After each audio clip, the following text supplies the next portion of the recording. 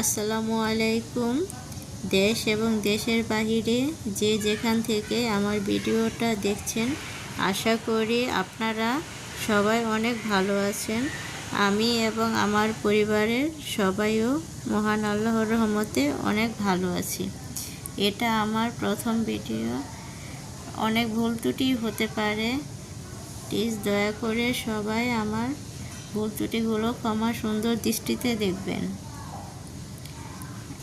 আমি একটি প্রয়োজনেই স্বপ্নেতে গিয়েছিলাম, ওইখানে ঘোরাঘুরি করছিলাম, দেখছিলাম কি কি আছে, আমার কি কি দরকার পড়তে পারে। অনেক কিছুই প্রয়োজন আছে, তারপরও যেটা খুব বেশি দরকার ওই জিনিসটাই নিয়ে তারপর পুরোটাই ঘুরছিলাম আর দেখছিলাম কি কি নতুন এখন কালেকশনে আছে। ওরা কিছুদিন পর পরই ওদের ডেকোরেশনগুলো চেঞ্জ করে। আমি এর জন্য অনেক কিছুই খুঁজে পাই না, যেটা যেখানে থাকে অনেক সময় পর গেলে আর ওইটা ওইখানে খুঁজে পাই না। তাই পুরোটা স্বপ্নে খুঁজে খুঁজে দেখছিলাম কি আছে। তারপরে আমার যেটা প্রয়োজন ওইটা নিয়ে আমি বাসায় চলে আসি। রাত্রে মা কিছু বড়ই নিয়ে আসছিল, টক মিষ্টি, ওটাই আর কি লবণ দিয়ে মেখে খেলাম। পরে আর কি বাচ্চারা চাইলো যে কলিজা সিঙ্গারা খাবে। পরে আর কি করার, বাচ্চাদের আবদার রাখতেই হবে। তাই কলিজা সিঙ্গারা করতে যা যা লাগে তা কেটে নিলাম। 2 প্রকারের পেঁয়াজ কেটে নিলাম, একটা কিউব করে, একটা কুচি করে। তারপরে অল্প পরিমাণের কাঁচামরিচ, ধনেপাতা, তারপরে টমেটো, এগুলো নিলাম। সব কিছুই সামান্য পরিমাণ, যাতে বাচ্চারা খেতে পারে, কোনো কষ্ট না হয়। আর তার সাথে পেঁয়াজের মতো আলু কিউব করে কেটে নিলাম। আর ওইরকমই কলিজাগুলো আগে সিদ্ধ করে নিলাম, তারপরে ওই অনুযায়ী ছোটো ছোটো করে কেটে নিলাম। আমরা অবশ্য সয়াবিন তেল খাই না, সরিষার তেলই খাই, যাতে গ্যাস্ট্রিকের কোনো প্রবলেম না থাকে। আর ওইটাও স্বাস্থ্যসম্মত, তাই আর কি সরিষার তেলে যা করার করি। কিছু তেলে পাঁচফোড়ন দিয়ে দিলাম, দিয়ে একটু নেড়েচেড়ে গরম করে নিচ্ছি। তারপরে যে কিউব করে পেঁয়াজগুলো কাটা ছিল ওইগুলো দিয়ে দিলাম। ওটা দিয়ে একটু নেড়েচেড়ে একটু ব্রাউন করে তারপরে যে গরম মশলাগুলো লাগে ওগুলো দিয়ে দিলাম। গরম মশলা দেওয়ার পর আবার একটু নেড়েচেড়ে মশলার সাথে পেঁয়াজটা একটু একটু ভেজে নিচ্ছিলাম আর কি। সামান্য পরিমাণ ভাজার পরে যখন দেখলাম যে ওইটা একটু ভাজা ভাজা হয়ে গেছে, তখন আদা রসুন বাটা দিয়ে তারপরে আবার একটু ভাজছিলাম। ভাজার পরে যখন দেখলাম যে একটু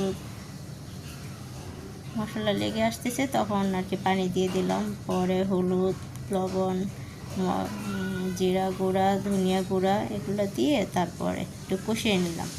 কষানোর পরে আবার কিউব করে রাখা আলুগুলো দিয়ে দিছি। আর কি সবাই যেভাবে রান্না করে আমিও আর কি নর্মালি ওইভাবেই রান্না করলাম। অবশ্য এটা আমার ফার্স্ট কলিজা সিঙ্গারা রান্না করা, তাই একটু নার্ভাস ছিলাম। তারপর ট্রাই করে দেখলাম যে হয় কি না। তারপরও মাশাআল্লাহ রান্না করলাম, ভালোই হয়েছে, খারাপ হয়নি। তারপর কলিজার টুকরোগুলো দিয়ে একটু পানি দিয়ে কষাই দিচ্ছে, নর্মালি আর কি যেভাবে আর কি রান্না করা হয়। পানিটা অবশ্য রাখবো না, চাল দিতে দিতে শুকিয়ে করবো। তারপরে আর কি অল্প একটু কাঁচামরিচ, পেঁয়াজ, ধনেপাতা এগুলো দিয়ে আবার নেড়ে চেড়ে আর কি পানিটা শুকায় নিচ্ছি। শুকানোর পরে যে জিরা গুঁড়া ছিল ওটা দিয়ে তারপরে নামিয়ে দিলাম, নামিয়ে রেখে দিলাম। অবশ্য আজকে সিঙ্গারা বানাবো না আজকে। তারপরে বাচ্চা হঠাৎ করে বলতেছে পরোটা খাবে। স্কুল থেকে আসার পরে আর কিচ্ছু খেতে চায় না, ভাতও খায় না, অন্য কিছুও খায় না। তারপর বললো পরোটা খাবে, তো ভাবলাম যে দিয়ে কিছু মানে তাও খাক। পরে আর কি ছোটো মানুষ সাবধান করছে, না রেখেও পারি না।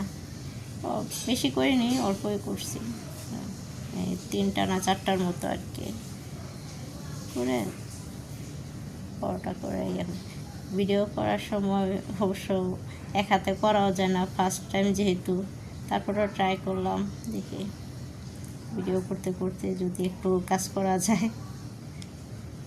তারপরে যখন দেখলাম প্রবলেম হচ্ছে, পরে ভিডিওটা রেখে তারপরে করে না এভাবে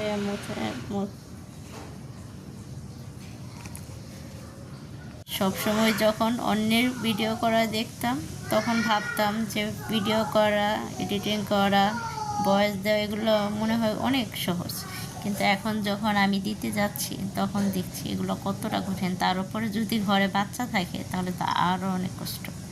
তারপরেও চেষ্টা করছি সব কিছু ম্যানেজ করে দেওয়ার জন্য। এর ভিতরে মুডাম করে একটু মুথে নিয়ে তারপরে লিচি কেটে নিচ্ছি, প্রায় 3টা না 4টার মতো আর কি। পরোটা যেন হয় ছোটো করেই, বাচ্চা এমনিতেও বড় কিছু খেতে চায় না, ছোট পরোটা ছোট পিঠা এগুলো খুব পছন্দ করে, তাই ছোট ছোট করে আর কি করছিলাম। পরে 4টার মতো হয়তো হয়েছে, এটাই হ্যাঁ একটাও অন্তত খেয়েছিল, সব তো আর খেতে পারে না, একটাও খেয়েছিল আর একটা মনে হয় আমি খেয়েছিলাম, আর রেখে গেছি। খাবে একটা পরোটা, কিন্তু একটা করতে গেলে তো আর একটা করা যায় না, তাই আর কি যতটুকু সম্ভব হলো করে দিলাম। ওই একটাও খেতে পারে না, এমন বাচ্চা, ছোট্ট একটা পরোটার ভিতরে অল্প একটু খেয়ে পুরোটাই আর কি রেখে দিয়েছে। বাচ্চার যেহেতু এমনিতেও ঠান্ডা লেগে গেছে, তাই চাচ্ছিলাম যে ঘি বা সয়াবিন তেল দিয়ে না ভেজে বাচ্চাকে সরিষার তেল দিয়ে পরোটা করে দিই, তাই আর কি বাচ্চাকে সরিষার তেল দিয়ে তারপর একটা পরোটাও ভেজে দিয়েছিলাম।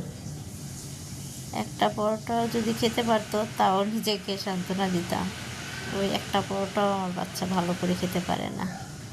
ওরা আর কি কষ্ট করে যেভাবে হোক, ক্যামেরা ধরে তো আর সম্ভবই হয় না, তাও কষ্ট করে করলাম, ভালো করে অবশ্য হয় নাই, তারপরও যেভাবে হোক চেষ্টা করছে।